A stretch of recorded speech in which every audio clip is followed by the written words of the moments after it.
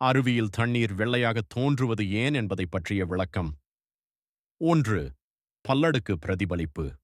நீர்த்துளிகள் மற்றும் குமிழிகளுக்குள் ஒளி நுழையும் போது அது ஒரே ஒரு முறை மட்டும் பிரதிபலிக்காமல் பந்து போல அங்கும் இங்கும் மோதி பல முறை பிரதிபலிக்கிறது. இது ஒளியை எல்லா திசைகளிலும் பரப்புகிறது. 2. ஒளிவிலகல் குறியீட்டு வேறுபாடு. ஒளி காற்றிலிருந்து நீருக்குள் செல்லும்போது அதன் வேகம் மாறி வளைகிறது.